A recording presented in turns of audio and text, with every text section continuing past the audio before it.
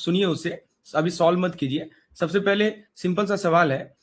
तो दोस्तों ये जो क्वेश्चन है इसमें कैलकुलेशन बेस्ड भी है, लिटिल बिट कैलकुलेशन है, तो आपसे रिक्वेस्ट है कि पेन पेपर और कैलकुलेटर लेकर बैठें, क्योंकि दोस्तों कुछ कैलकुलेशन भी आपको करना पड़ेगा। तो देखिए, कंपनी ने मशीन खरीदी। यहाँ पे देखिए कहा जा रहा है कि प्रिसीजन मैन्युफैक्चरिंग लिमिटेड नाम की एक कंपनी है। ये एक हैवी ड्यूटी पैकेजिंग यूनिट को ऑपरेट कर रही है, राइट। तो यहाँ देखिए इन्होंने लिखा है कि 3 साल पहले, 3 ईयर एगो, इन्होंने एक मशीन खरीदा, राइट, क्लियरली मेंशन्ड है। 3 year ago the company purchase a high capacity, they have purchase a high capacity sealing machine for $1,20,000। तो कंपनी ने मशीन खरीदी कितने में? $1,20,000 में मशीन खरीदी।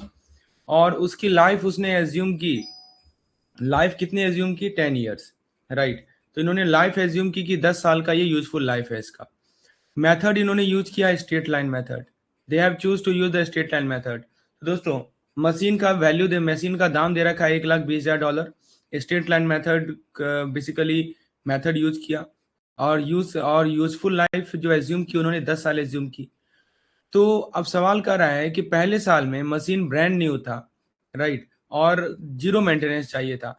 तो पहले मैं, ठीक है, पहले मैं एक सवाल आपसे पूछता हूँ, प्लीज जवाब दीजिएगा कि कम मशीन की दाम है 1,20,000, यूजफुल लाइफ है 10 साल, मेथड यूज किया है स्ट्रेट लाइन मेथड, तो हर साल डेप्रिसिएशन कितना है जी? ईयर वाइज ईयरली डेप्रिसिएशन कितना होगा? प्लीज बताइए, तो चैट बॉक्स में टाइप कीजिए। ठीक है, मेन क्वेश्चन पे हम आते हैं, लेकिन इससे पहले इसका जवाब दीजिए, what will be the yearly depreciation? आपने स्ट्रेट लाइन मेथड पढ़ा होगा, तो बताइए ईयरली डेप्रिसिएशन कितना होगा यहाँ पे?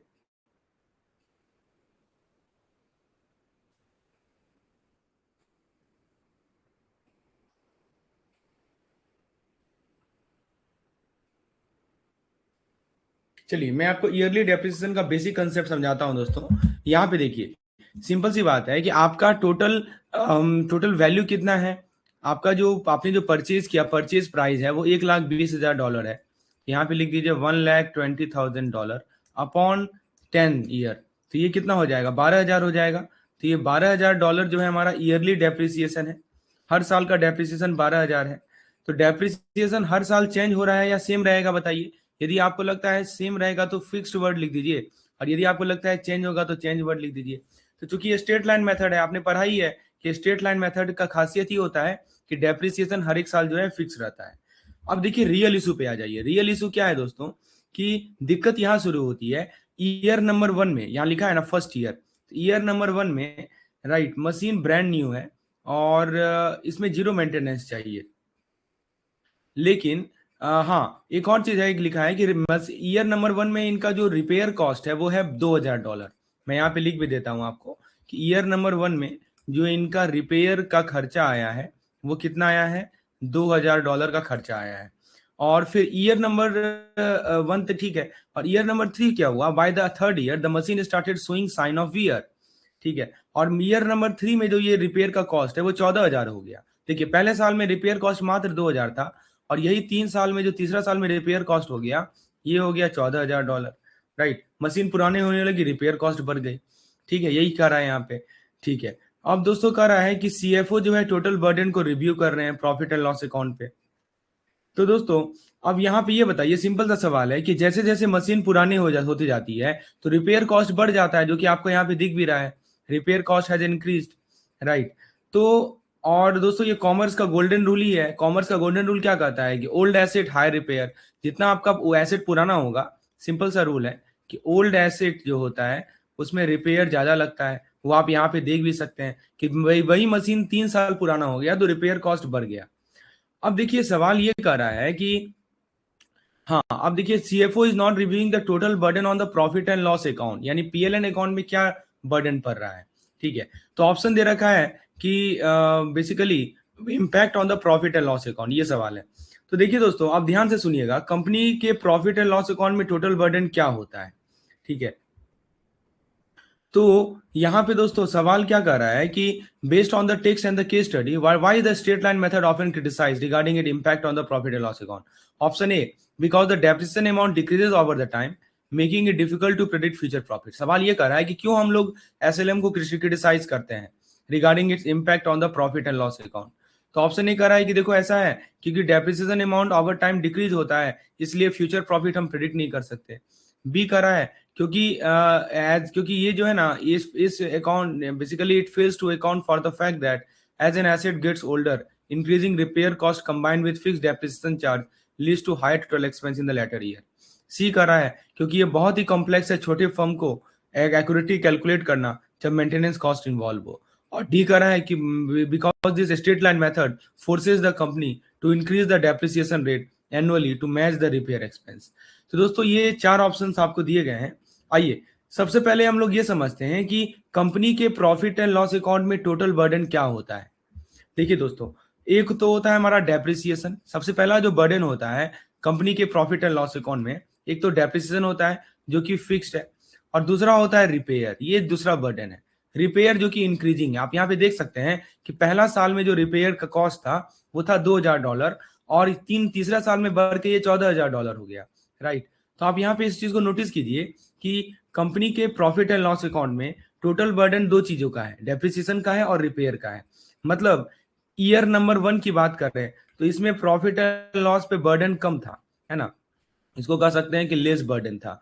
और यदि हम वही यहाँ पे चले जाए हम लोग ईयर नंबर 3 पे, तो ईयर नंबर 3 पे जो प्रॉफिट एंड लॉस अकाउंट पे जो बर्डन है वो हैवी हो गया है ना। ईयर नंबर 3 पे बर्डन हमारा काफी ज्यादा बढ़ गया है, राइट। तो दोस्तों स्ट्रेट लाइन मेथड डेप्रिसिएशन को कम करता है या बढ़ाता है? अब ये इसका जवाब आप दीजिए। मेरा सवाल ये है कि स्ट्रेट लाइन मेथड जो है डेप्रिसिएशन को, राइट, कम करता है या बढ़ाता है? whether it decreases the depreciation or whether it तो दोस्तों सवाल यही है कि स्ट्रेट लाइन मेथड डेप्रिसिएशन को कम करता है क्या बढ़ता है, राइट। तो यदि डेप्रिसिएशन को कम कर रहा है तो बढ़ क्या रहा है दोस्तों? हाँ, प्रॉब्लम क्रिएट हो रही है, राइट। तो एक्चुअल क्रिटिसिज्म यही है स्ट्रेट लाइन मेथड का कि एग्जामिनर क्वेश्चन यही से पूछता है कि डेप्रिसिएशन सेम रेट रहता है, डेप्रिसिएशन में कोई चेंज नहीं होता।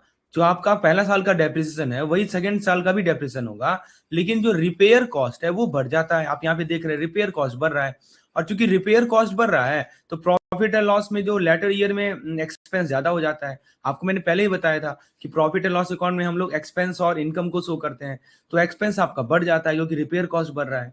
समझ में आ रहा है दोस्तों ये चीजें? अब जरा ऑप्शन को देखिए, ऑप्शन यही कर रहा है ना कि कौन सा स्टेटमेंट जो है क्यों स्ट्रेट लाइन मेथड को क्रिटिसाइज किया जाता है। तो आइए ऑप्शन नंबर ए को देखते हैं। ऑप्शन नंबर ए कह रहा है कि देखो डेप्रिसिएशन अमाउंट जो है ओवर द टाइम घट रहा है, इसीलिए फ्यूचर प्रॉफिट प्रेडिक्ट करना मुश्किल हो रहा है। अरे ऐसा तो है नहीं, डेप्रिसिएशन अमाउंट घट तो नहीं रहा है, डेप्रिसिएशन अमाउंट तो सेम है। एसएलएम में जो हमारा डेप्रिसिएशन होता है वो तो फिक्स होता है, तो ऑप्शन ए नंबर तो गलत हो गया।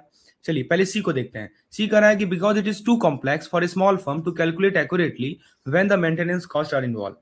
ये कह रहा है कि छोटे फर्म के लिए बहुत कॉम्प्लेक्स है, उल्टा लिख दिया है। एक्चुअली एसएलएम तो सबसे सिंपल मेथड है, काहे का ये इसमें टफ रहेगा? सबसे सिंपलेस्ट मेथड यदि कोई है तो वो है हमारा स्ट्रेट लाइन मेथड। अच्छा डी को पढ़िए। डी कह रहा है कि कंपनी डेप्रिसिएशन रेट बढ़ाती है, लिखा है ना। डी में क्या लिखा है? Because the method forces the company to increase the depreciation rate annually to match the repair expense. कभी नहीं, कंपनी डेप्रिसिएशन रेट कभी नहीं बढ़ाती है, राइट। सही जवाब है ऑप्शन नंबर बी। क्या कह रहा है कि because it fails to account for the fact that as an asset get older increasing repair cost combined with fixed depreciation leads to higher total expense in the later year. Exactly. देखिए जैसे जैसे asset हमारा पुराना होता है repair cost तो बढ़ रहा है, लेकिन डेप्रिसिएशन तो सेम है, दोनों को जोड़ दिया जाए तो एक्सपेंस तो बढ़ गया ना दोस्तों। तो चूंकि एक्सपेंस बढ़ गया बाद के सालों में, ये सबसे बड़ी बात है। तो दोस्तों सही जवाब है इसका ऑप्शन नंबर बी। यही सबसे बड़ा क्रिटिसिज्म है एसएलएम का, स्ट्रेट लाइन मेथड का। बुक में तो एक लाइन में लिख दिया है, लेकिन जब आप कहानी से समझेंगे ना एकदम क्रिस्टल क्लियर हो जाता है चीजें। तो एग्जाम के लिए 2-3 पॉइंट को याद रखिएगा कि एसएलएम में हमारा फिक्स्ड डेप्रिसिएशन होता है, पहली बात। दूसरी बात याद रखिएगा कि जो एसेट हमारी ओल्ड होती जाएगी, एज एसेट गेट ओल्डर हमारा जो रिपेयर कॉस्ट है ये बढ़ता जाता है। तीसरी बात याद रखिएगा कि जो बाद के साल होते हैं, लेटर ईयर जो होते हैं हमारे, उसमें हमारा प्रॉफिट एंड लॉस का बर्डन जो है ये हायर हो जाता है, profit and loss burden gets higher. और चौथी बात याद रखिएगा कि ये सबसे बड़ा क्रिटिसिज्म है। ठीक है, आपसे यदि पूछा जाए कि बताओ एसएलएम का क्रिटिसिज्म क्या है, राइट, सबसे बड़ा क्रिटिसिज्म यही है कि लेटर ईयर में प्रॉफिट एंड लॉस पे बर्डन ज्यादा हो जाता है, समझे। तो ये आई होप ये समझ में आ गया होगा। चलिए अगले सवाल की ओर बढ़ते हैं। इसी क्वेश्चन का सेकंड पार्ट है, प्रिसीजन मैन्युफैक्चरिंग के रिगार्डिंग ये सवाल है। तो फर्स्ट क्वेश्चन का तो मैंने आपको कंसेप्ट समझा दिया। अब सेकंड क्वेश्चन में क्या कर रहा है कि if the precision manufacturing limit continues the straight line method, what is the total change to the profit and loss account for the year number 3। ठीक है, तो आई होप सब कुछ क्लियर है यहाँ पे। तो यहाँ पे दोस्तों सवाल ये कर रहा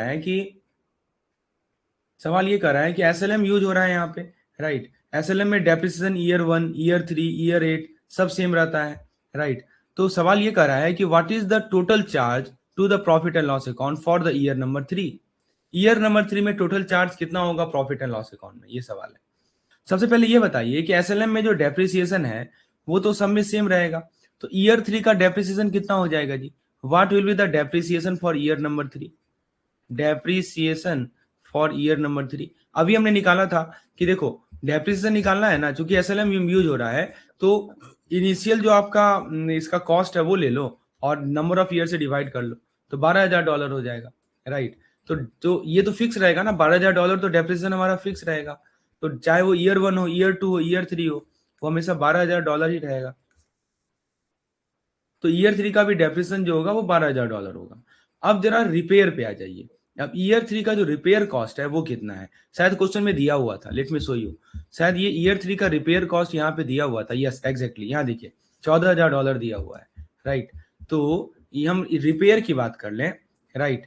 मैं यहाँ पे लिख देता हूँ रिपेयर कॉस्ट ईयर नंबर 3 कितना है जी? $14,000, समझे। ये तो रिपेयर कॉस्ट हो गया। तो टोटल चार्ज क्या हो जाएगा? टोटल जो हम चार्ज करेंगे प्रॉफिट एंड लॉस अकाउंट में वो इन दोनों का सम हो जाएगा। एक तो 12,000 रहेगा डेप्रिसिएशन और एक $14,000 रहेगा हमारा रिपेयर कॉस्ट, यानी कुल मिलाकर ये हो जाएगा $26,000, समझे। तो यही हमारा टोटल चार्ज रहेगा, यानी कि ऑप्शन को मैच कीजिए तो ऑप्शन नंबर सी करेक्ट है। इसमें तो कुछ है ही नहीं, ये तो सिंपल सा क्वेश्चन है। आई होप ये समझ में आ गया होगा, बहुत सिंपल क्वेश्चन है। डेप्रिसिएशन आपको पता है, रिपेयर कॉस्ट पता है, दोनों को जोड़ दीजिए तो आपको पता चल जाएगा कि हाँ टोटल चार्ज जो हम प्रॉफिट एंड लॉस अकाउंट में करेंगे वो कितना होगा। आइए अगले सवाल की ओर बात करते हैं। अगला सवाल आपसे क्या पूछ रहा है कि which characteristics of the SLM make it simple for companies like precision manufacturing, right. तो आपको बताना है कि दोस्तों स्ट्रेट लाइन मेथड का कौन सा कैरेक्टरिस्टिक्स है जो कि सिंपल मेथड होता है प्रिसीजन मैन्युफैक्चरिंग लिमिटेड जैसे कंपनी के लिए, राइट। यानी स्ट्रेट लाइन मेथड को सिंपल मेथड क्यों बोला जाता है, यही का सवाल है। तो क्वेश्चन डिसएडवांटेज नहीं पूछ रहा है, क्वेश्चन पूछ रहा है कि सिंप्लिसिटी का कारण क्या है। तो दोस्तों ऑप्शन दे रखा है कि it automatically adjust the book value based on the actual market value of the asset, it ensure that the total of the repair and depreciation remain constant every year, it involve a fixed unchanging amount of depreciation charged every year, making it easy to understand and apply, it allow the company to write off the asset immediately in the year of purchase to save on tax। तो दोस्तों core, मैं आपको core idea समझाता हूँ इसका, जो आपका SLM का जो डीएनए है वो मैं आपको समझाता हूँ। एसएलएम का जो डीएनए होता है दोस्तों, लेट्स अंडरस्टैंड। देखिए एसएलएम को एक सेंटेंस में यदि सिंप्लीफाई करें ना तो एसएलएम में डेप्रिसिएशन हर साल सेम रहता है। डेप्रिसिएशन जो है ना, डेप्रिसिएशन सेम एवरी ईयर, ये इसका कोड डीएनए है। बार बार मैं रिपीट कर रहा हूं इसको। तो इस स्टेटमेंट से सब एग्री है ना? परफेक्ट। और दोस्तों ये एक लाइन पूरी एमसीक्यूज का आंसर है। अब जरा ऑप्शन को जरा देखिए, ऑप्शन नंबर ए की बात कर ले तो ये कह रहा है कि मार्केट वैल्यू के अकॉर्डिंगली बुक वैल्यू एडजस्ट करता है, लिखा है ना, it adjust the book value based on the actual market value of the asset. देखिए एसएलएम मार्केट वैल्यू देखता ही नहीं है, एसएलएम को मार्केट वैल्यू से कोई मतलब ही नहीं है। आपको जो एसएलएम में बुक वैल्यू निकालते हैं, कैसे निकालते हैं जी? बुक वैल्यू निकालने के लिए आप इनिशियल कॉस्ट ले लेते हैं माइनस डेप्रिसिएशन कर देते हैं, दैट्स इट, ठीक है। और ये डेप्रिसिएशन भी हमारा फिक्स्ड होता है। कहीं आपको दिख रहा है मार्केट वैल्यू? कहीं नहीं दिखेगा। तो बुक वैल्यू निकालने का सिंपल सा फंडा है कि कॉस्ट ले लीजिए, उसमें से डेप्रिसिएशन माइनस कर दीजिए और डेप्रिसिएशन हमारा फिक्स रहता है, तो आपको बुक वैल्यू मिल जाएगा। चलिए ऑप्शन नंबर बी को देखते हैं। ये कह रहा है कि it ensure that the total of the repair and depreciation remain constant every year. बिल्कुल गलत है, ठीक है। रिपेयर बढ़ते जाते हैं इसलिए टोटल तो कभी कांस्टेंट होगा ही नहीं। अभी आपने देखा है पिछले क्वेश्चन में कि रिपेयर का वैल्यू जैसे जैसे मशीन ओल्ड होता है तो ये बढ़ता ही जाता है, तो ये जो सम होगा वो कैसे सेम रहेगा? सम तो सेम रहेगा नहीं, सम विल चेंज एवरी ईयर। तो बी भी गलत हो गया हमारा। चलिए ऑप्शन नंबर डी को देखते हैं। ये डी क्या कर रहा है कि it allow the company to write off the asset immediately in the year of purchase to save on tax. यानी दोस्तों ये कह रहा है कि एसेट को फर्स्ट ईयर में ही राइट ऑफ कर देंगे। अरे ये कौन सा मेथड है?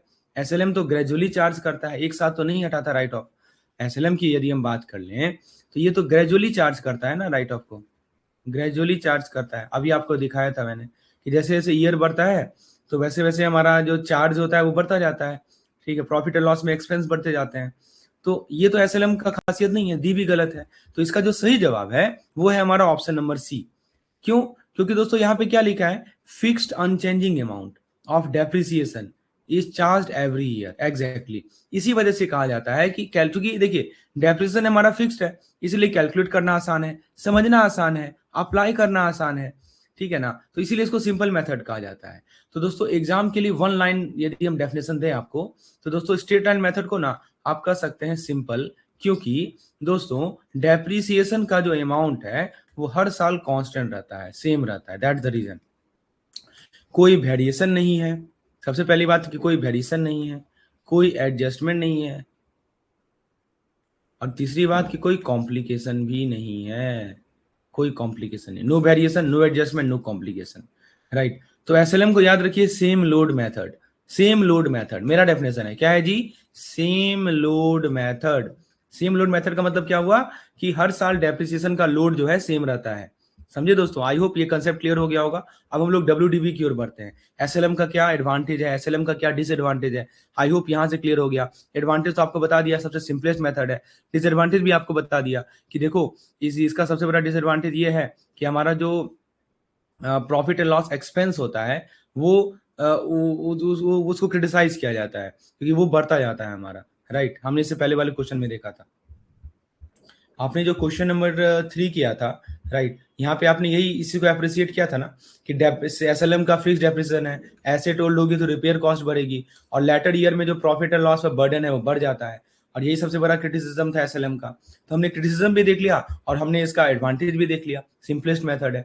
अब हम लोग डब्ल्यूडीबी की ओर बढ़ते हैं। Let's see the concept about WDV. WDV होता है हमारा रिटर्न डाउन वैल्यू मेथड। आइए जेनिथ मैन्युफैक्चरिंग के माध्यम से समझते हैं। तो सवाल ये कर रहा है दोस्तों, let's take the case of Zenith manufacturing limited. और क्या कर रहा है कि इन्होंने एक हाई प्रिसीजन सीएनसी मशीन को एक्वायर किया रिसेंटली, राइट, और अपनी प्रोडक्शन लाइन के लिए इन्होंने इसे एक्वायर किया है। अब उसके बाद सवाल कर रहा है कि मशीन का दाम दे रखा है, मशीन का कॉस्ट दे रखा है, कितना है? तो $2 लाख है, as you can C.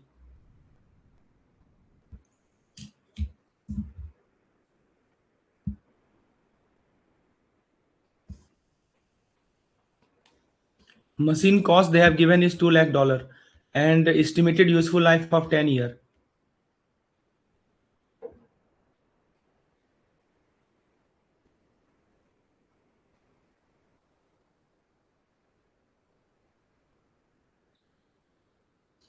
The company decided to adopt company decide किया कि हम रिटर्न डाउन वैल्यू मेथड को अडॉप्ट करेंगे, और रेट भी दिया हुआ है कि 20% है rate for its financial reporting and tax compliance. Right, so they have also given you the rate which is, आप देख सकते हैं यहाँ पे।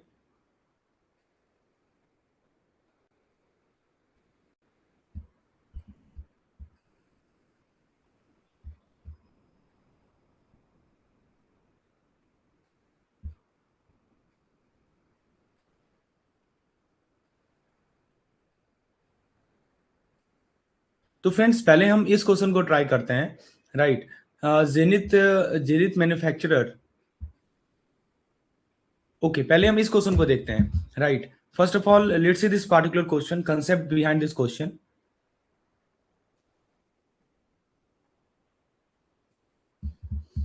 कहाँ थे हम? Okay, so this was the question we were discussing, right, CNC machine. So they are recently acquired a high precision CNC machine for its production line, और मशीन का कॉस्ट दे रखा है $2 लाख। हमने प्रिसीजन मैन्युफैक्चरिंग पे कंसेप्ट डिस्कस किया।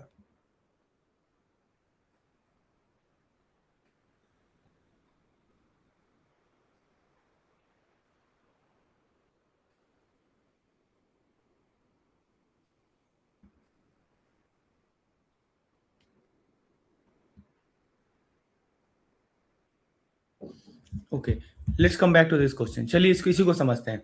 तो दोस्तों सबसे पहले क्वेश्चन सिर्फ समझने के लिए पढ़ते हैं, बाद में हम सॉल्व करेंगे। तो यहाँ पे देखिए कीवर्ड क्या क्या लिखा है इन्होंने। जेनिथ मैन्युफैक्चरिंग लिखा है, फिर उन्होंने लिखा है सीएनसी मशीन लिखा है, फिर उन्होंने लिखा है रिटर्न डाउन वैल्यू मेथड लिखा है। ये सब की पॉइंट्स है, मैं हाईलाइट कर दिया हूँ। राइट, तो ये जो क्वेश्चन है ये कैलकुलेशन पे कंसेप्ट पे बेस्ड है। सिचुएशन को समझिए कि जेनिथ मैन्युफैक्चरिंग ने एक सीएनसी मशीन खरीदी। मशीन काफी एक्सपेंसिव है और मशीन नई भी है। मशीन का कॉस्ट भी लिखा हुआ है, इन्होंने $2 लाख लिखा हुआ है। मशीन बिल्कुल नहीं है और अब अभी मस्त काम कर रही है, राइट। और पर फाइनेंस मैनेजर स्मार्ट है, यहाँ देखिए लिखा है ना कि फाइनेंस मैनेजर जो है वो काफी स्मार्ट है। उसको पता है कि शुरू के सालों में मशीन कम रिपेयर मांगेगी और जैसे जैसे पुरानी होती जाएगी तो रिपेयर बढ़ता चला जाएगा। It will require more frequent servicing as it ages. इसीलिए कंपनी ने चूज किया कि नहीं, हम लोग डब्ल्यूडीवी अप्लाई करेंगे। इन्होंने सोचा कि नहीं, हम जो है यहाँ पे डब्ल्यूडीवी अप्लाई करेंगे। तो कंपनी के जो फाइनेंस मैनेजर है ना दोस्तों, वो काफी ज्यादा स्मार्ट है। इनको पता है कि देखो ये जो पार्टिकुलर मशीन है ना, शुरुआत के दिनों में तो अच्छा काम करेगी, लेकिन जैसे जैसे इसका एज बढ़ेगा तो फिर इसका कम बेसिकली रिपेयर मांगेगा, राइट। तो पुरानी होगी तो रिपेयर ज्यादा होंगी। इसीलिए कंपनी ने क्या किया कि चलो हम लोग डब्ल्यूडीवी अप्लाई करते हैं। और दोस्तों डब्ल्यूडीवी का रेट दिया हुआ है 20%। ठीक है, देखिए की पॉइंट को नोट कीजिए। मशीन का खर्चा कितना है जी, $2 लाख है। यूजफुल लाइफ कितना है, 10 साल है। डब्ल्यूडीवी का रेट कितना दिया हुआ है, 20% रेट दिया हुआ है। अब एक सिंपल सवाल, डब्ल्यूडीवी मेथड का मतलब क्या होता है जानते हैं आप? रिटर्न डाउन वैल्यू होता है, ठीक है। तो डेप्रिसिएशन क्या हर साल सेम होता है, ठीक है, या हर साल चेंज होता है? प्लीज अपना रिस्पॉन्स टाइप करिए तो चैट बॉक्स में। आपसे एक सवाल मैं पूछ रहा हूं कि रिटर्न डाउन वैल्यू में डेप्रिसिएशन क्या होता है जी? ऑप्शन नंबर ए, हर साल सेम रहेगा। ऑप्शन नंबर बी, हर साल डेप्रिसिएशन चेंज करेगा। जस्ट ए और बी टाइप कर दीजिए चैट बॉक्स में। आपके स्क्रीन पर आपको एक चैट बॉक्स दिख रहा होगा, जस्ट टाइप योर रिस्पॉन्स। तो दोस्तों ऑब्वियस सी बात है कि हमारा जो डब्ल्यूडीवी मेथड होता है इसमें डेप्रिसिएशन जो है शुरुआत में ज्यादा होता है, बाद में कम होता है। तो डब्ल्यूडीवी मेथड का बहुत इंपॉर्टेंट एडवांटेज होता है कि शुरू के सालों में क्या होता है, डेप्रिसिएशन ज्यादा होता है, रिपेयर कम होती है। बाद के सालों में डेप्रिसिएशन कम होता है, रिपेयर ज्यादा होता है, राइट। देखिए कुछ ऐसा होता है, मैं यहाँ पे आपको समझा देता हूं कि डब्ल्यूडीवी मेथड में क्या होता है दोस्तों, कि जैसे मान लीजिए कि ये शुरुआती साल है, टाइमलाइन पे देखिए ये शुरुआती साल है, तो यहाँ पे जो डेप्रिसिएशन है, राइट, जी जी, डेप्रिसिएशन ज्यादा होता है और जो रिपेयर होता है ये कम होता है। और जब बाद का साल आता है ना तो डेप्रिसिएशन कम होता है और जो रिपेयर है वो ज्यादा होता है। तो प्रॉफिट एंड लॉस पे क्या है एक्चुअल में, क्या इफेक्ट आता है? तो टोटल खर्चा ज्यादा फ्लक्चुएट नहीं करता, क्योंकि देखिए ना आपस में बैलेंस कर लेता है। जैसे मान लीजिए डेप्रिसिएशन का खर्चा आ रहा है हमारा 10,000 और रिपेयर का खर्चा आ रहा है 2,000, और यहाँ पे डेप्रिसिएशन का खर्चा आ रहा है मान लीजिए हमारा 1,000 और रिपेयर का खर्चा आ रहा है 10,000। तो कुल मिलाकर यहाँ 12,000 का खर्चा, यहाँ 11,000 खर्चा, ज्यादा तो अंतर नहीं है ना जी। स्ट्रेट लाइन में बहुत अंतर होता था। तो एक बैलेंस बना रहता है हमेशा, यही तो खासियत है प्रॉफिट ये हमारा डब्ल्यूडीवी मेथड का। देखिए ऐसे कोई बुक में कहीं नहीं समझाएगा, लेकिन ये जो है प्रैक्टिकल पॉइंट ऑफ व्यू से समझना बहुत आवश्यक है, राइट। कि सबसे बड़ा एडवांटेज यही होता है डब्ल्यूडीवी का कि बैलेंस बना रहता है। अब एक सवाल, ये क्या कंपनी ये कह रही है कि हम नहीं चाहते कि किसी भी साल प्रॉफिट एंड लॉस पे बहुत ज्यादा बर्डन आए? देखिए तो कंपनी ऐसा कर रही है क्या? तो क्वेश्चन ये एग्जैक्टली देखिए क्वेश्चन में भी यही बोल रहा है कि अर्ली ईयर में देखिए हायर डेप्रिसिएशन है। By using the WDV company expect that higher depreciation expense in the early year will be offset by lower repair cost. फिर वही कर रहा है इसमें। तो सवाल ये कर रहा है कि कौन सा एडवांटेज है डब्ल्यूडीवी का जो कि जेनिथ मैन्युफैक्चरिंग लीवरेज कर रही है डब्ल्यूडीवी को चूज करते हुए अपने सीएनसी के लिए। तो ऑप्शन ए कह रहा है कि ability to eventually reduce the machine value to zero, मतलब कि जीरो वैल्यू हो जाएगा। बी कह रहा है कि सेम डेप्रिसिएशन एवरी ईयर, वही होता है एसएलएम। सी कह रहा है कि the equalisation of total burden on the profit and loss account over the asset life. चलिए एक एक करके ऑप्शन को देखते हैं। पहला ऑप्शन कह रहा है कि मशीन की वैल्यू जीरो हो जाती है, इस कारण से डब्ल्यूडीवी कंपनी चूज कर रही है। बताइए क्या ये कारण है? अरे भाई कहीं भी क्वेश्चन में जीरो वैल्यू की बात ही नहीं हो रही है, ठीक है। तो ऑप्शन नंबर ए तो गलत होगा, जीरो वैल्यू तो होता ही नहीं है। अच्छा ऑप्शन बी कह रहा है कि स्ट्रेट लाइन मेथड का टैक्स रूल कंप्लाई करना, क्वेश्चन में एसएलएम भी नहीं आया, ये भी नहीं होगा। ऑप्शन डी कह रहा है कि हर साल डेप्रिसिएशन सेम चार्ज होगा। डब्ल्यूडीवी में डेप्रिसिएशन सेम चार्ज तो होता नहीं है, पहले सालों में डेप्रिसिएशन ज्यादा होता है, बाद के सालों में डेप्रिसिएशन कम होता है। तो सही जवाब है इसका ऑप्शन नंबर सी। देखिए डब्ल्यूडीवी को चूज करने का सबसे बड़ा रीजन यही है दोस्तों, इसको बोलते हैं इक्वलाइजेशन ऑफ टोटल बर्डन। समझिए बुक में तो डायरेक्टली लिख दिया है इक्वलाइजेशन ऑफ टोटल बर्डन, और बहुत को समझ में भी नहीं आता ये एक्चुअली होता क्या है। और समझने के लिए मैंने आपको एग्जांपल बताया कि देखो यहाँ जो डेप्रिसिएशन प्लस रिपेयर का जो कॉस्ट है वो लगभग लगभग समान होता है, ठीक है, ओवर द ईयर। यही एग्जैक्टली चीज जेनिथ मैन्युफैक्चरिंग अचीव करना चाहती है, समझे। तो सबसे बड़ा एडवांटेज है हमारा WDV का यही कि equalisation of depreciation and repair charge over the year, ये लगभग समान ही रहता है हर एक साल। तो हमने क्या सीखा, हमने यहाँ से ये सीखा दोस्तों, मैं यहाँ पे आपको समझा देता हूँ कि देखो WDV में शुरुआती साल में डेप्रिसिएशन ज्यादा होता है और रिपेयर शुरुआती में कम रहता है ना। ये अर्ली अर्ली वाले पार्ट में और इनिशियल ईयर में, और बाद के सालों में जो आपका डेप्रिसिएशन है ये कम हो जाता है और जो रिपेयर है ये हाई हो जाता है, समझे। तो लेटर में तो इससे क्या होता है कि प्रॉफिट एंड लॉस पे जो इम्पैक्ट पड़ता है, आपको मैंने बताया था ना जी कि जितना भी हमारा डेप्रिसिएशन है उसको हम लोग प्रॉफिट एंड लॉस अकाउंट में दिखाते हैं, रिपेयर भी एक खर्चा है तो प्रॉफिट एंड लॉस में दिखाएंगे। तो प्रॉफिट एंड लॉस का पे इम्पैक्ट क्या पड़ता है कि ये बैलेंस रहता है, ये मैंने आपको पहले ही बताया था कि इसको हम लोग प्रॉफिट एंड लॉस अकाउंट में शो करते हैं, इसको क्लोज करते हैं प्रॉफिट एंड लॉस अकाउंट में। समझ में आया दोस्तों? जिन्होंने ऑप्शन सी मार्क किया बिल्कुल सही बात है, आप लोगों ने समझ लिया इस कंसेप्ट को, और जिन्होंने गलती किया टेंशन मत लीजिए, इसीलिए तो हम लाइव पढ़ रहे हैं ताकि हमारा कंसेप्ट पहले से क्लियर रहे, एग्जाम में ऐसा सवाल आए तो उसको कॉन्फिडेंटली हम सॉल्व कर सके। आइए अगले सवाल की ओर बात करते हैं। पिछले क्वेश्चन में हमने WDV का एडवांटेज देखा था कि हाँ डेप्रिसिएशन और रिपेयर बैलेंस होता है। अब इसका उल्टा साइड पूछ रहा है कि इसका डिसएडवांटेज क्या है। तो दोस्तों हुआ क्या कि 10 साल यूज होने के बाद भी CNC मशीन के लेजर में वैल्यू अभी भी सिग्निफिकेंट दिख रहा है। 10 साल यूज हो गया CNC मशीन, लेकिन अभी भी इसका जो लेजर है ना उसमें सिग्निफिकेंट वैल्यू दिख रहा है। तो अब जूनियर अकाउंटेंट कंफ्यूज हो गया और पूछ रहा है भाई 10 साल बाद भी वैल्यू क्यों बची हुई है। अब आप मुझे एक बात बताइए कि WDV मेथड में डेप्रिसिएशन का कैलकुलेशन किस पे होता है जी? एक सवाल आपसे पूछ रहे हैं, जवाब दीजिएगा। WDV मेथड में डेप्रिसिएशन का कैलकुलेशन किस पे होता है? Option number A original cost पे, option number B remaining balance पे। बताइए तो किस पे कैलकुलेशन होता है हमारा डेप्रिसिएशन का, रिमेनिंग बैलेंस पे या ओरिजिनल कॉस्ट पे? यदि आपको लग रहा है ए ओरिजिनल कॉस्ट पे तो ए लिख दीजिए, यदि लग रहा है नहीं रिमेनिंग बैलेंस पे तो बी लिख दीजिए। सही सोच रहे हैं दोस्तों, राइट, ये होता है हमारा रिमेनिंग बैलेंस पे, है ना। अब ध्यान से समझिए, पहले क्वेश्चन को पहले देख लेते हैं। सवाल ये पूछ रहा है कि what disadvantage of the WDV method does it reflect? Option number A the asset is never fully depreciated and the book value never reaches zero. B, the depreciation rate must be increased manually every year to keep the asset on the book. C, the method is only recognized by the Companies Act, not the Income Tax Act. D, it result in higher repair cost than the straight line method would have. तो आपको disadvantage बताना है WDV method का। सुनिए ध्यान से, मैं एक एग्जांपल लेके आपको समझाता हूं। मान लेते हैं कि जो वैल्यू बची है, राइट, वैल्यू जो लेफ्ट है मशीन का वो मान लेते हैं 1 लाख है, ठीक है। अब देखिए उस पर 20% का WDV लगा दो तो 80,000 हो जाएगा, है ना जी। अच्छा, फिर 80,000 जो आया, ठीक है, 80,000 जो आया इस पे 20% लगा दो, फिर हो जाएगा 64,000, ठीक है। फिर आप क्या करेंगे कि 64,000 आ गया ना, 80% में 20,000 माइनस करेंगे तो फिर उसके बाद कीजिएगा इसका लीजिएगा, इसका 20% लीजिएगा 64,000 का तो 51,200, फिर उसका बाद लीजिएगा तो 40,960। वैल्यू तो घट रहा है ना, पहले 1 लाख था, 80,000 हुआ, 64,000 हुआ, इतना हुआ, इतना हुआ, पर कभी भी जीरो टच नहीं कर रहा है ये। एक सिंपल सवाल है, क्या WDV मेथड में डेप्रिसिएशन परसेंटेज ऑफ बैलेंस ही होता है, ही होता रहता है? तो दोस्तों इसका एक नेचुरल रिजल्ट क्या निकला कि एसेट तो पुराना हो चुका है, ये एसेट यूज हो रहा है, लेकिन बुक में कोई ना कोई वैल्यू हमेशा बची रह जाती है, कभी भी जीरो नहीं होती। ये अकाउंटिंग पॉइंट ऑफ व्यू से क्या हो रहा है, एसेट कभी भी फुल्ली डेप्रिसिएट नहीं होता, asset never get fully depreciated, कभी नहीं डेप्रिसिएट होगा फुल, कुछ ना कुछ वैल्यू हमेशा बचा रहेगा। अब जरा ऑप्शन को फिर से एलिमिनेट करते हैं। ए नंबर पर ये कह रहा है कि देखो एसेट कभी भी फुल डेप्रिसिएट नहीं होता, बुक वैल्यू जीरो तक नहीं जाती। यस, ये सबसे बड़ा डिसएडवांटेज है, एग्जैक्टली यही तो खोज रहे थे। जो पूरा क्वेश्चन बोल रहा है वो यही लाइन है, स्ट्रॉन्ग मैच है। बी कह रहा है कि डेप्रिसिएशन रेट हर साल बढ़ानी पड़ती है। नहीं दोस्तों, क्वेश्चन में रेट चेंज का कोई ड्रामा है क्या? नहीं है, बिल्कुल नहीं होगा, तो ये तो आउट हो गया। सी कह रहा है कंपनीज एक्ट पे ही अलाउड है, IT एक्ट पे नहीं अलाउड है, तो WDV दोनों जगह रिकॉग्नाइज है, ऐसा है नहीं कि कंपनीज एक्ट पे रिकॉग्नाइज है। और डी कह रहा है कि देखो रिपेयर कॉस्ट ज्यादा होता है SLM से। क्वेश्चन रिपेयर कॉस्ट का कंपैरिजन कर रहा है क्या? नहीं कर रहा है, तो ये भी नहीं होगा। तो फाइनल जो करेक्ट आंसर है वो है option number A.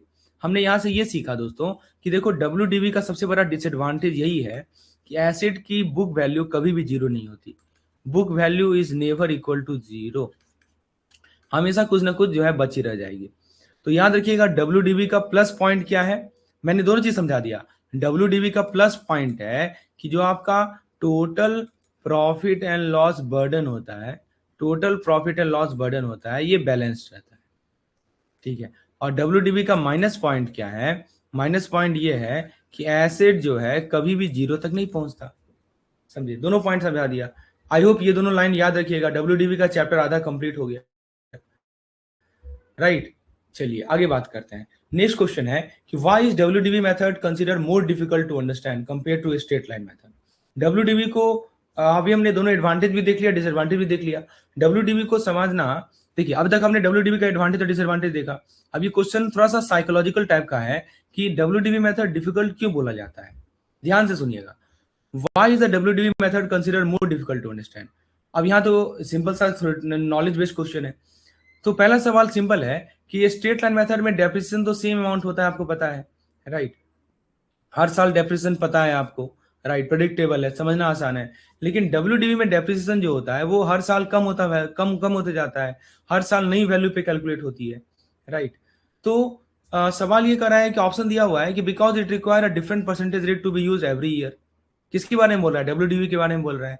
Because the amount of depreciation charge vary each year, making year to year comparison less intuitive. C कह रहा है कि because WDV is not recognize method under IND-AS 16। D कह रहा है कि because repair cost are added directly to the depreciation rate, ठीक है। तो WDV method difficult to understand because textbook तो ये बोलता है कि देखो डेप्रिसिएशन जो है ना हर एक साल वेरी करता है, क्योंकि डेप्रिसिएशन का अमाउंट फिक्स नहीं है, कंपैरिजन मुश्किल हो जाता है। लेकिन दिमाग क्या बोलता है कि हर साल नया नंबर क्यों, राइट। तो दोस्तों अगर आपसे कोई बोले कि मुझे हर साल का एक्सपेंस इजीली कंपेयर करना है, मुझे हर साल का जो खर्चा हो रहा है वो मुझे आसानी से कैलकुलेट करना है, तो आप उसको क्या रिकमेंड कीजिएगा? SLM रिकमेंड कीजिएगा या डब्ल्यूडीबी रिकमेंड कीजिएगा? बताइए तो। कोई आपको ये बोल रहा है कि भाई मुझे ऐसा मेथड बताओ जिससे खर्चा जो मेरा हो रहा है ना वो हम हर साल जो है सेम आसानी से कैलकुलेट कर ले, तो कौन सा मेथड बोलिएगा जी? SLM बोलिएगा कि डब्ल्यूडीबी बोलिएगा? बोलिए बोलिए, क्या बोलिएगा? हाँ दोस्तों, आप बोलिएगा कि यहाँ पे तो उसको आप रिकमेंड कीजिएगा दोस्तों। तो ऑप्शन को देखिए, फिर से एलिमिनेशन गेम है कि ऑप्शन ए कह रहा है कि हर साल जो है परसेंटेज यूज होता है, अलग परसेंटेज यूज होता है। नहीं दोस्तों, डब्ल्यूडीबी में परसेंटेज अलग नहीं होता। एक्चुअली डब्ल्यूडीबी में परसेंटेज तो सेम, जैसे पिछले केस में 20% था, परसेंटेज तो सेम था ना। हाँ, बस बेस वैल्यू चेंज होती है, तो ये तो नहीं होगा, ठीक है। फिर सी को कर लें, पहले सी की बात कर लेते हैं। सी में लिखा है कि it is not a recognise method under IND-AS। देखिए IND-AS में रिकॉग्नाइज नहीं है, बिल्कुल गलत। डब्ल्यूडीबी फुल्ली रिकॉग्नाइज मेथड है।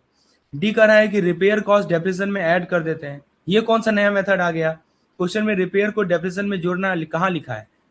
तो दोस्तों परफेक्ट मैच जो ऑप्शन कर रहा है ना वो है बी। वो ये बोलता है कि देखो डेप्रिसिएशन जो है ना हर साल चेंज होता रहता है, इसलिए ईयर टू ईयर कंपैरिजन जो है समझना मुश्किल हो जाता है। तो एग्जाम के लिए एक गोल्ड लाइन याद रखिएगा। तो ऑप्शन नंबर 20 का सही जवाब है। एग्जाम के लिए गोल्ड लाइन याद रखिए कि देखिए SLM में सेम एवरी ईयर डेप्रिसिएशन जो है सेम रहेगा हर एक साल, तो ये आसान होता है। और जो WDB होता है इसमें डेप्रिसिएशन जो है ना वो डिफरेंट एवरी ईयर, ठीक है। डेप्रिसिएशन हर एक साल अलग होता है, तो ये डिफिकल्ट होता है। दैट्स द पॉइंट, ठीक है ना। बस ये याद रहे, क्वेश्चन मिस नहीं होगा। तो WDB का हमने एडवांटेज बता दिया, डिसएडवांटेज बता दिया, डिफिकल्टी बता दिया। आई होप ये समझ में आ गया होगा दोस्तों, कंसेप्ट आपको समझ में आ गया होगा। यहाँ पे बेसिक कंसेप्ट क्या है? SLM में जो है डेप्रिसिएशन सेम रहता है, इसलिए आसान होता है। WDB डिफिकल्ट इसलिए क्योंकि डेप्रिसिएशन वेरी करता है, राइट। यही पॉइंट है यहाँ पे जो समझना है, मेन पॉइंट। अब आगे अगले क्वेश्चन की ओर बात करते हैं। अब हम लोग नेक्स्ट मेथड की ओर बढ़ते हैं जो कि है हमारा unit of production method. Let's talk about the unit of production method.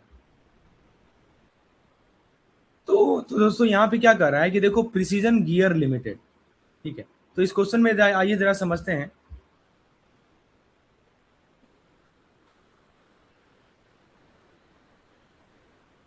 Precision gear limited ने एक CNC मिलिंग मशीन खरीदी 50 लाख में। क्या खरीदा इन्होंने? देखिए लिखा है इन्होंने स्पेशलाइज CNC मिलिंग मशीन खरीदी 50 लाख में, ठीक है। अब क्या कर रहा है कि टोटल प्रोडक्टिव कैपेसिटी है इनका 1 लाख यूनिट। यहाँ देखिए लिखा गया है प्रोडक्टिव कैपेसिटी कितनी है, 1 लाख यूनिट है। स्क्रैप वैल्यू 5 लाख दी हुई है। अब ध्यान से सुनिएगा, मशीन का wear and tear strictly output के प्रोपोर्शनल है, ठीक है ना। Machine wear and tear is strictly proportional to the volume of the gear it process, यानी आउटपुट। तो दोस्तों सिर्फ एक सिंपल सवाल का जवाब दीजिएगा, मशीन ज्यादा यूज होगी तो ज्यादा घिसेगी, हाँ या ना लिखिए। यदि मशीन आपका ज्यादा यूज होगा, मान लीजिए मशीन यूज्ड मोर, तो क्या होगा इसका इम्पैक्ट? वियर एंड टीयर भी ज्यादा होगा ऑब्वियसली। ठीक है, इसी लाइन से ही मेथड का नाम निकला जाता है। ये जो लाइन मैंने बताया ना कि मशीन आप ज्यादा यूज कीजिएगा तो वियर एंड टीयर ज्यादा होगा, ये लाइन से ही दोस्तों ये जो मेथड है इसका नाम निकल जाता है। तो देखिए फर्स्ट ईयर में क्या हुआ कि फर्स्ट ईयर में स्ट्राइक हुआ, फैक्ट्री ने लेबर स्ट्राइक फेस किया। एक्सपेक्टेड आउटपुट था 15,000 यूनिट, लेकिन जो बना एक्चुअल प्रोडक्शन हुआ मात्र 8,000 यूनिट प्रोड्यूस हुआ। अब सवाल ये है कि डेप्रिसिएशन कम होगा या एक्सपेक्टेड के अकॉर्डिंग ही होगा? समझ रहे हैं? पहला साल में ना स्ट्राइक हुआ, स्ट्राइक के कारण आउटपुट कम हो गया। हमने सोचा था कि 15,000 आउटपुट होगा, 15,000 यूनिट बनेगा, लेकिन बना मात्र कितना? बना मात्र आप देख सकते हैं कि केवल 8,000 यूनिट ही बना। ठीक है, ये हमने ये बड़ा दिक्कत हुआ पहले साल में, राइट। सवाल यही कर रहा है कि क्या डेप्रिसिएशन कम होगा या एक्सपेक्टेड के अकॉर्डिंग ही रहेगा? समझिए, चैट में लिखिए, मैं आपसे सवाल पूछ रहा हूँ, आपसे सवाल है दोस्तों, डेप्रिसिएशन के पे क्या इफेक्ट पड़ेगा? ऑप्शन नंबर ए कि देखो मेरा ऑप्शन नंबर ए है कि एक्सपेक्टेड प्रोडक्शन के हिसाब से ही रहेगा, according to expected production. Option number B actual production के हिसाब से होगा। बोलिए डेप्रिसिएशन पे क्या इफेक्ट होगा? सही दोस्तों, सही सोच रहे हैं, यस करेक्ट, ये एक्चुअल प्रोडक्शन के हिसाब से होगा, राइट। और यहीं से unit of production method confirm हो जाता है, समझे? तो दोस्तों एक गोल्डन एग्जाम रूल याद रखिएगा, ठीक है, एक गोल्डन एग्जाम रूल याद रखिए कि जब एसिड की लाइफ टाइम से नहीं आउटपुट से डिसाइड होती है, समझिए, एसिड की जो लाइफ है वो आप टाइम से नहीं डिसाइड कर रहे हैं, आप कैसे डिसाइड कर रहे हैं? आप आउटपुट से डिसाइड कर रहे हैं। तो वहां पे हम लोग unit of production method use करते हैं। जैसे इस केस में हुआ, फैक्ट्री में स्ट्राइक हो गई, आउटपुट हमारा कम हो गया, और आउटपुट के बेसिस पे हम डेप्रिसिएशन डिसाइड कर रहे हैं, एसिड की लाइफ डिसाइड कर रहे हैं। तो यहाँ पे हम लोग unit of production method use करते हैं। यहाँ पे मशीन टाइम की वजह से घिस रही है या यूजेज की वजह से? बताइए तो, ये जो मशीन घिस रही है यहाँ पे टाइम की वजह से घिस रही है या यूजेज की वजह से घिस रही है? हाँ दोस्तों, यहाँ पे यूजेस की वजह से घिस रही है। ठीक है, तो अब दोस्तों ऑप्शन को जरा देखिए, under the unit of production method as recognised by NDS what is the appropriate depreciation charge for the first year? आपको कैलकुलेटर भी यूज करना है। और what is the primary justification for using this method? क्यों हम इस method को use करें और होगा कितना डेप्रिसिएशन पहले साल में? चार ऑप्शन दिया गया है। ऑप्शन ए कह रहा है कि because the machine has a defined salvage value of at the end of the uh physical life. B कह रहा है कि because the depreciation is treated as a function of the output. C कह रहा है कि because the asset depreciate in proportion to the actual usage. और D कह रहा है कि because the straight line method must be use as a base line when production fluctuate due to external factor. अब दोस्तों फॉर्मूला लिखते हैं यहाँ पे। तो दोस्तों यूनिट ऑफ पहले हम लोग, चूंकि यहाँ पे हमसे कैलकुलेशन भी सवाल कैलकुलेशन भी है, तो एक फॉर्मूला लिख देते हैं। यूनिट ऑफ प्रोडक्शन मेथड का सिंपल फॉर्मूला है, वो क्या बोलता है कि देखो डेप्रिसिएशन जो होता है ना, ठीक है, उसका होता है value cost minus scrap value, cost minus scrap value divided by two, मैं सॉरी यहाँ पे लिखता हूँ क्योंकि यहाँ पे जगह कम है, cost minus scrap value divided by total unit, total estimated unit and multiplied by unit produced। ठीक है, ये बोलता है फॉर्मूला। ठीक है, तो अब जरा देखिए नंबर को डालते हैं। तो कॉस्ट कितना है जी?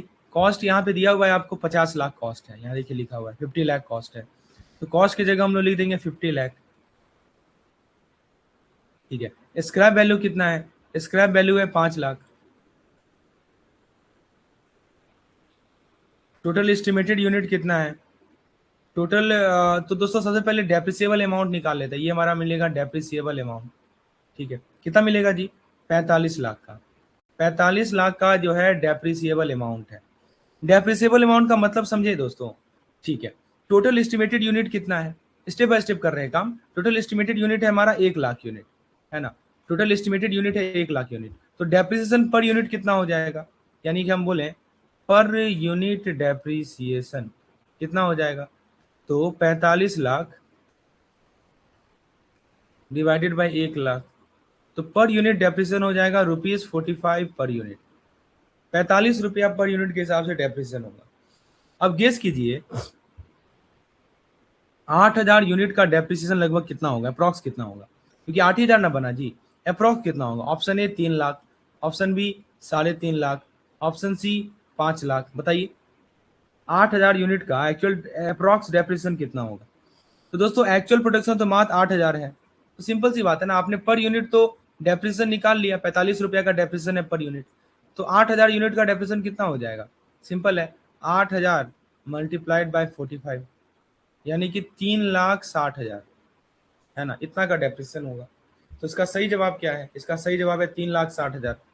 ठीक है, तो 3,60,000 होगा। अब जरा एमसीक्यू का ऑप्शन देखिए। ऑप्शन एक बोल रहा है 3,60,000 because the machine has a defined salvage value eight the end of the physical life.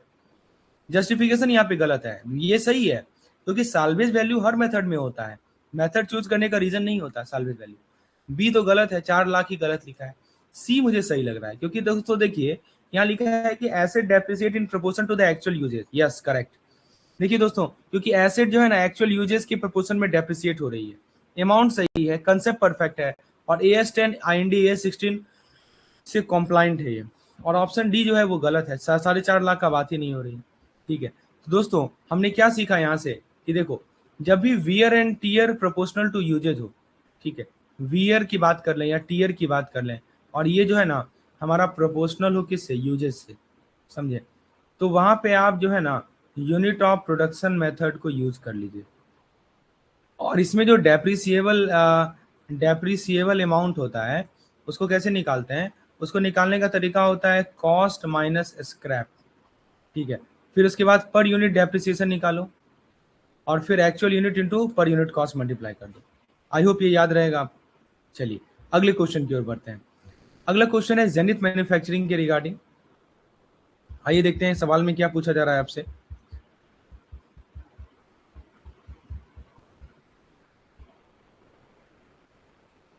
तो सवाल ऐसा है दोस्तों कि zenith manufacturing acquire a high speed industrial compressor of 2,50,000। अभी हमने यूनिट ऑफ प्रोडक्शन मेथड के बारे में समझा था, कहाँ यूज होता है, क्यों यूज होता है। ठीक है, तो मैंने आपको बताया था कि देखो, जब आपको यूजेस के बेसिस पे डेप्रिसिएशन कैलकुलेट करना है तभी आपका unit of production method use होगा।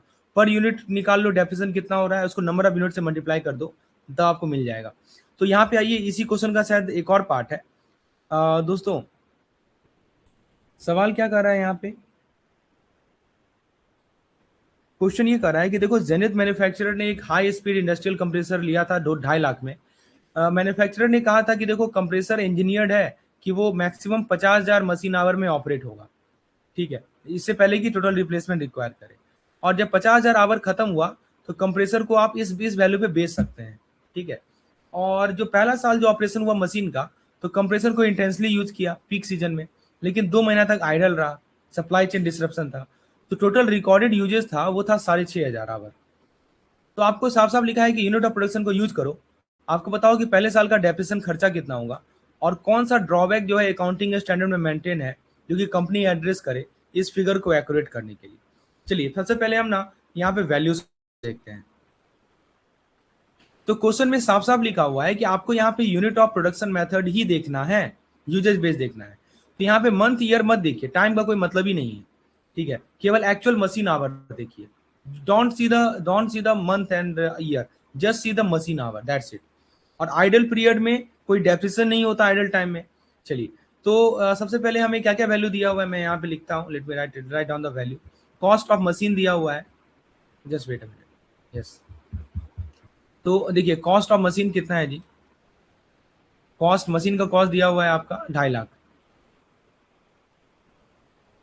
ठीक है, स्क्रैप वैल्यू कितना है?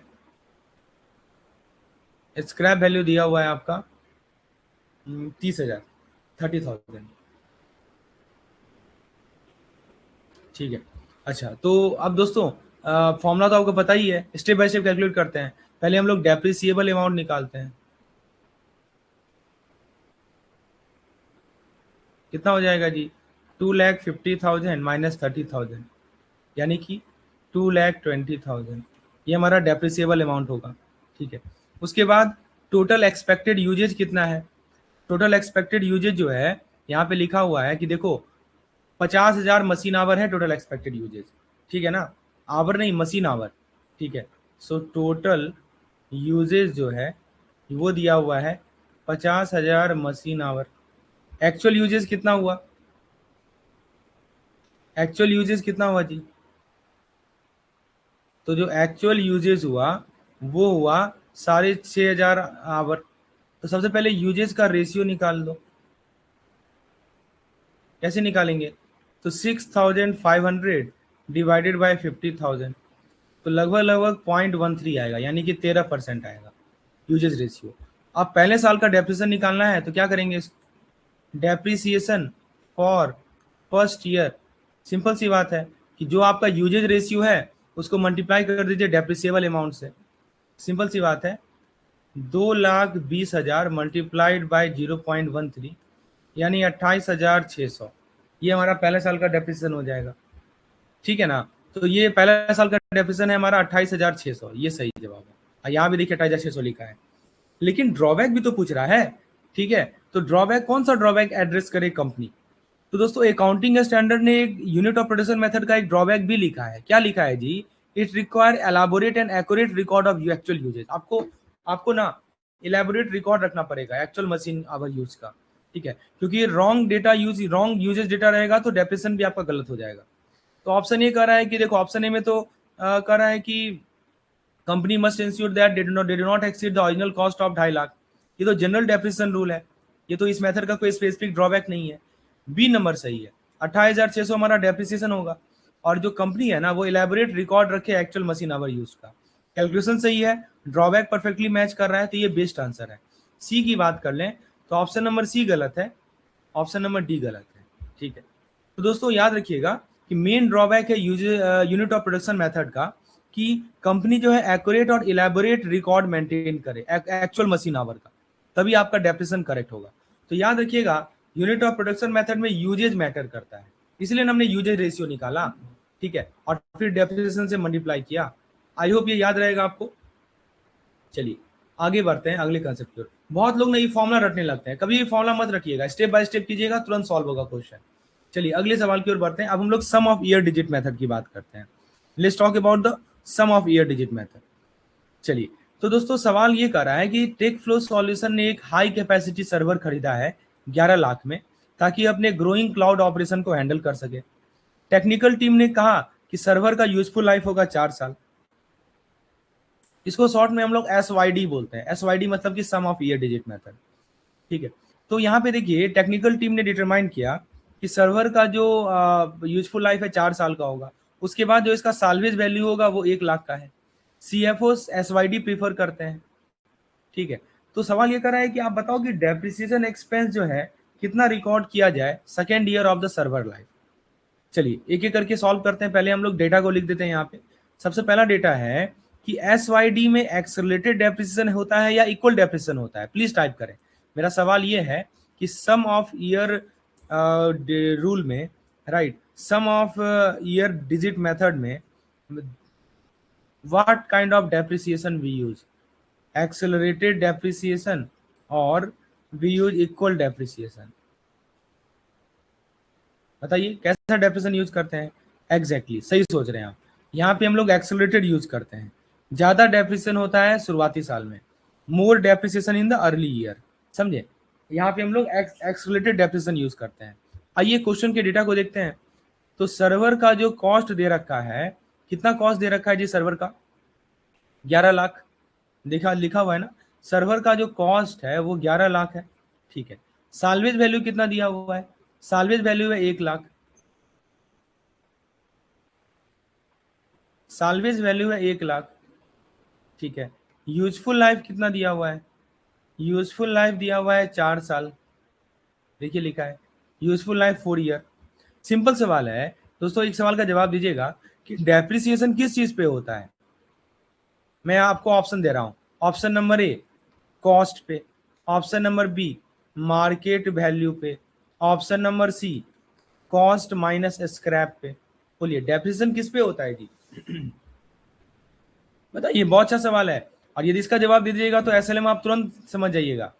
डेप्रिसिएशन किस पे होता है? कॉस्ट पे होता है या मार्केट वैल्यू पे होता है या कॉस्ट माइनस स्क्रैप पे होता है? दोस्तों सही जवाब है इसका कॉस्ट माइनस स्क्रैप पे। जो लोग कॉस्ट बोल रहे हैं बिल्कुल गलत है। डेप्रिसिएशन होता है कॉस्ट माइनस स्क्रैप के वैल्यू पे। चलिए अब मैं स्टेप बाय स्टेप इसको कैलकुलेट करता हूँ। सबसे पहले डेप्रिसिएबल अमाउंट निकाल लीजिए, जैसा कि हमने यूनिट यूनिट ऑफ प्रोडक्शन में भी देखा था। डेप्रिसिएबल अमाउंट कितना हो जाएगा जी? तो दोस्तों देखिए 11 लाख इसका सर्वर कॉस्ट है, साल्वेज वैल्यू है हमारा 1 लाख। अभी मैंने बताया कि डेप्रिसिएशन कॉस्ट माइनस स्क्रैप पे होता है, तो 11 लाख माइनस 1 लाख कितना हो जाएगा? 10 लाख। यही ना हो जाएगा? अच्छा, तो डेप्रिसिएबल अमाउंट गलत हुआ तो पूरा क्वेश्चन जीरो हो जाएगा, समझे? अब यहाँ पे हम लोग सम ऑफ ईयर डिजिट निकालते हैं। क्या निकालते हैं? सम ऑफ ईयर डिजिट। शॉर्ट में आप इसको ना SYD भी बोल सकते हैं, ठीक है। तो लाइफ कितना है जी? लाइफ पढ़िए जरा, क्वेश्चन में कितना दिया हुआ है? 4 साल का लाइफ है, क्वेश्चन में दिया हुआ है। लाइफ है हमारा 4 ईयर्स। लाइफ कितना है? 4 ईयर है। तो लाइफ यदि 4 ईयर है तो सम ऑफ ईयर डिजिट कितना हो जाएगा? What will be the sum of year digit? यही ना होगा, यानी 10 होगा। अगर लाइफ 5 होती तो सम कितना होता? आप एक और 5 जोड़ दीजिए। अब फ्रैक्शन निकालिए सेकेंड ईयर का। एक काम कीजिए, एक टेबल बना दीजिए। मैं एक टेबल बनाता हूँ यहाँ पे, ठीक है, समझने के लिए। तो एक साइड में लिखता हूँ ईयर और एक साइड में लिखता हूँ फ्रैक्शन। यहाँ पे मैं 4 रो बना देता हूँ। तो year number 1, year number 2, year number 3, year number 4, ठीक है। तो ईयर नंबर 1 में जो फ्रैक्शन होगा वो हो जाएगा 4/10। ईयर नंबर 2 में हो जाएगा 3/10। ईयर नंबर 3 में हो जाएगा 2/4 में हो जाएगा 1/10। तो दोस्तों इसका मेमोरी ट्रिक यही है कि जो SYD होता है, सम ऑफ ईयर डिजिट मेथड होता है, इसमें रिवर्स काउंट डाउन होता है। एक चीज देख रहे हैं ना, काउंट डाउन जो हो रहा है रिवर्स हो रहा है। पहले 4 था, फिर 3 हुआ, फिर 2 हुआ, फिर 1 हुआ, रिवर्स होता है। 4 3 2 1, प्लीज याद रखिएगा। पहले 4 साल का समय है, फिर 3 हो गया, फिर 2 हो गया, फिर 1 हो गया, ठीक है। ये फ्रैक्शन हो गया। अब तो अब फाइनल कैलकुलेशन आता है। अब फाइनल कैलकुलेशन यही है, आपसे किस साल का पूछा है जी? आपसे पूछा है कि बता दो मुझे कि सेकेंड ईयर कितना होगा। सेकेंड ईयर हमारा डेप्रिसिएशन एक्सपेंस बता दो, ठीक है। कैसे निकालेंगे? सिंपल सा चीज है, आपको डेप्रिसिएशन बताना है सेकेंड ईयर का। तो पहले तो डेप्रिसिएबल अमाउंट लिख लीजिए, 10 लाख है। इसको सेकेंड ईयर का फ्रैक्शन कितना है? 3/10, इससे मल्टीप्लाई कर दीजिए, यानी कि दोस्तों 3 लाख का आंसर आ जाएगा। तो 3 लाख का डेप्रिसिएशन है सेकेंड ईयर में। तो जो फाइनल आंसर होगा वो होगा हमारा ऑप्शन नंबर बी, 3 लाख। तो दोस्तों एग्जाम का ट्रैप क्या है यहाँ पे कि देखो, using original cost instead of depreciable amount. सबसे बड़ा ट्रैप यही होता है कि हम ओरिजिनल कॉस्ट को यूज करते हैं। मत यूज कीजिएगा। बहुत लोग क्या करते हैं ना, 11 लाख ले लेते हैं। नहीं दोस्तों, हमेशा कॉस्ट माइनस स्क्रैप लीजिएगा, डेप्रिसिएबल अमाउंट लीजिएगा। दूसरा गलती क्या होता है कि हम स्ट्रेट लाइन लॉजिक ले लेते हैं और कभी कभी फ्रैक्शन भी गलत ले लेते हैं। तो दोस्तों इसका मैं आपको ट्रिक बता देता हूँ याद रखने का, कि जो SYD होता है उसको याद रखिएगा, reverse number multiplied by cost minus scrap, ठीक है। तो CFO ने SYD क्यों प्रीफर किया? क्योंकि देखिए शुरुआती साल में डेफिसिएशन ज्यादा होगा, टैक्सेबल इनकम शुरू में कम होता है और कैश फ्लो मैनेजमेंट बेटर होता है, इसी कारण से। चलिए अगला सवाल देखते हैं। अब आपको SLM और SYD को कंपेयर करना है। तो यहाँ लिखा है कि compare to the SLM, which of the following best describe the financial impact of using SYD during the first year of the server life. अच्छा, आपको मैंने एक चीज पूछा था कि SYD में कैसा डेप्रिसिएशन होता है, तो ऑप्शन में बताया था एक्सेलरेटेड डेप्रिसिएशन। अब आप इसका जवाब दीजिएगा कि एक्सेलरेटेड डेप्रिसिएशन का क्या मतलब होता है, ज्यादा डेप्रिसिएशन पहले या ज्यादा डेप्रिसिएशन बाद में?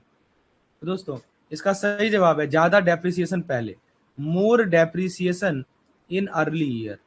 आप ऐसे भी देख सकते हैं, जो ये फ्रैक्शन आप देख रहे हैं वो ज्यादा है ना जी पहले साल में, तो आपका डेप्रिसिएशन भी पहले साल में ज्यादा होगा, समझे?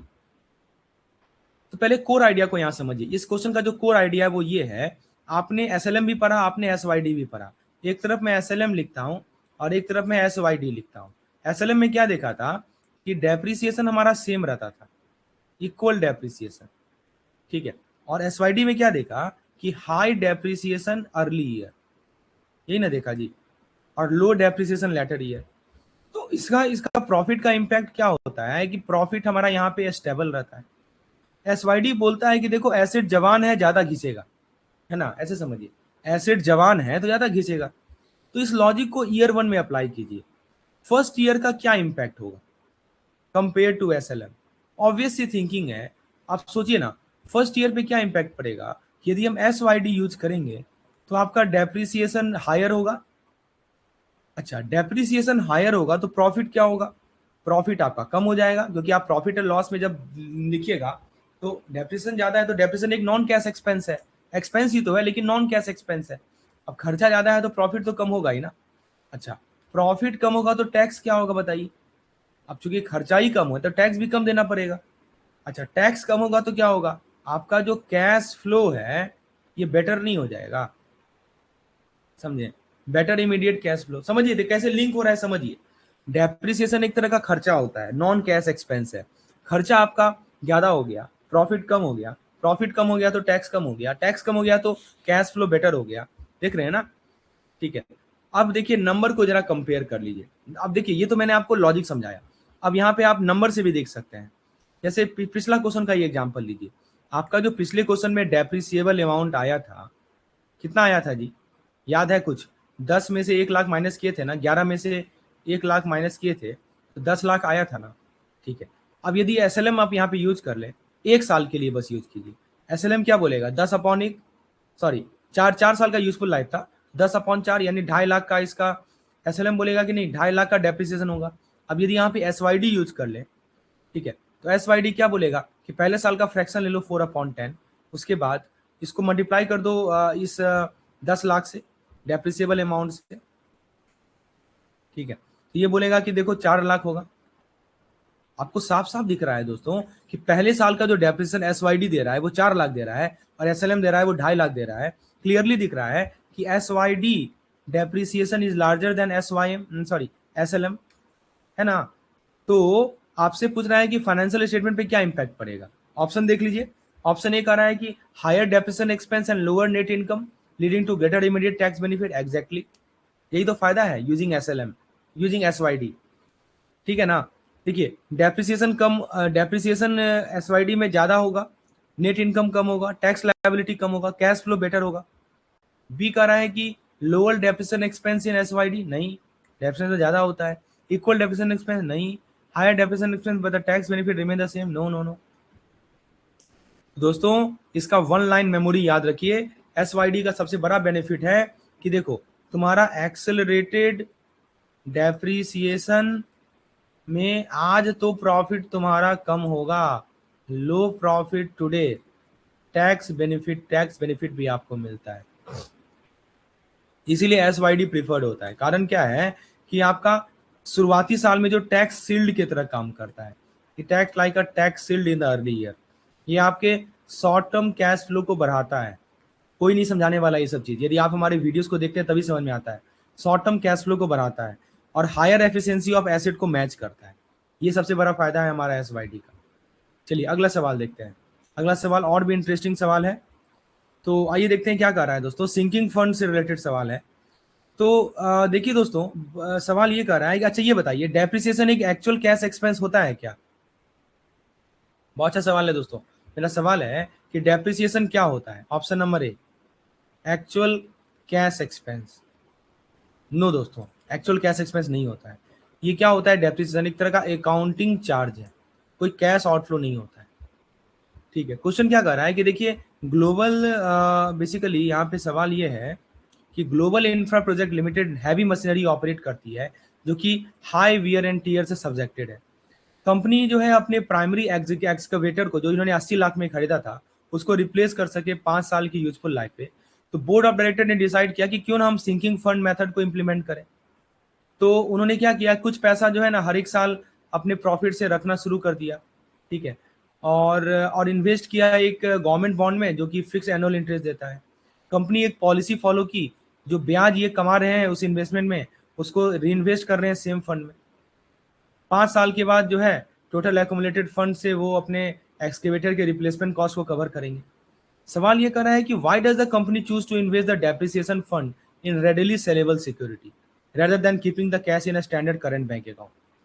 4 ऑप्शन दिया हुआ है। To ensure that depreciation per expense is officially recognised as a cash expense, to protect the cash from being used for daily operational expense because the law, that is AS number 10, mandate that all the depreciation fund must be held in the government backed bond to increase the book value of the old asset।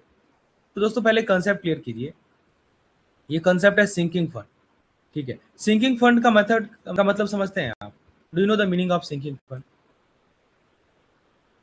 दोस्तों देखिए, company सिर्फ depreciation book में नहीं दिखा रहा, future replacement के लिए भी जमा कर रही है। कंपनी जो है, ये जो डेप्रिसिएशन शो कर रही है, ये केवल बुक में नहीं दिखा रही है, ये फ्यूचर रिप्लेसमेंट का पैसा भी जमा कर रही है। हर साल depreciation charge equal amount cash में अलग से इन्वेस्ट हो रहा है। डेप्रिसिएशन जो चार्ज हो रहा है, इक्वल अमाउंट कैश में अलग से इन्वेस्ट हो रहा है, इंटरेस्ट भी वापस फंड में री इन्वेस्ट हो रहा है। जो भी डेप्रिसिएशन चार्ज है, उसको हर साल क्या कर रही है, कैश में अलग से इन्वेस्ट कर रही है। तो एसेट पुराना होगा पर पैसा रेडी होना चाहिए। आखिर पैसा इन्वेस्ट क्यों करता है, बैंक के करंट अकाउंट में क्यों नहीं रखा जाता? तो दोस्तों, सबसे पहला इसका कारण है प्रोटेक्शन फ्रॉम डेली यूज। अगर पैसा करंट अकाउंट में रहा ना, तो ऑपरेशनली जैसे सैलरी, इन्वेंट्री, बिल में गलती से खर्च हो सकता है। और यदि आप इसको सेलेबल सिक्योरिटी की बात कर लें, सेलेबल सिक्योरिटी में, तो इसमें क्या होगा, ईयर मार्क रहता है और आपका कंट्रोल फंड रहता है। ठीक है ना? तो मतलब कि सिंकिंग फंड का जो पैसा है वो लॉक रहता है, इसको आप सैलरी वगैरह में या ऑपरेशनल में यूज नहीं कर सकते। और सिंकिंग फंड का मतलब सिर्फ सेविंग ही नहीं, पैसा को ग्रो भी करना है। इंटरेस्ट अर्न करता है, इंटरेस्ट भी री इन्वेस्ट होता है, कंपाउंडिंग इफेक्ट क्रिएट होता है। तो कंपनी का जो पूरा 80 लाख है, अपने जेब से भरने की जरूरत नहीं है, इंटरेस्ट गैप को कवर करेगा। तो ऑप्शन ए क्या कर रहा है कि डेप्रिसिएशन एक्सपेंस जो है कैश एक्सपेंस है। नो दोस्तों, कभी नहीं, क्योंकि डेप्रिसिएशन एक नॉन कैश एक्सपेंस होता है, इन्वेस्टमेंट टैक्स रिकॉग्निशन चेंज नहीं करता। बी कह रहा है कि to protect the cash from, yes, यही यही रीजन है, यही कारण है सिंकिंग फंड यूज करने का। इससे क्या होता है कि कैश को आप डेली ऑपरेशन, आप यदि करंट अकाउंट में रखिएगा ना, तो तुरंत खर्चे के लिए यूज कर लीजिएगा, समझे? तो यदि आप उसको वहीं पे आप सिंकिंग फंड में रखते हैं, कहीं इन्वेस्ट करते हैं, तो वो पैसा लॉक हो जाता है, प्रोटेक्शन मिलता है, ईयर मार्किंग होता है, इंटरेस्ट अर्निंग होता है। और सी का रहा है कि लॉ मैंडेट गवर्नमेंट बॉन्ड, नहीं, लॉ में ऐसा कुछ नहीं है कि आपको गवर्नमेंट बॉन्ड में ही निवेश करना है। और डी का रहा है कि बुक वैल्यू बढ़ा देता है, ये भी गलत है, बुक वैल्यू डेप्रिसिएशन से गिरती है, समझे? तो करेक्ट आंसर है ऑप्शन नंबर बी। तो दोस्तों, सिंकिंग फंड का फंडा यही है दोस्तों, सिंकिंग फंड का फंडा यही है कि जो आपका पैसा है वो सेफ रहेगा और पैसा जो है वो ग्रो करेगा। ठीक है, पैसा ग्रो करेगा और पैसा सेफ रहेगा। समझ में आया दोस्तों? यही सिंकिंग फंड का बेसिक फंडा है। आई होप ये समझ में आ गया होगा आपको।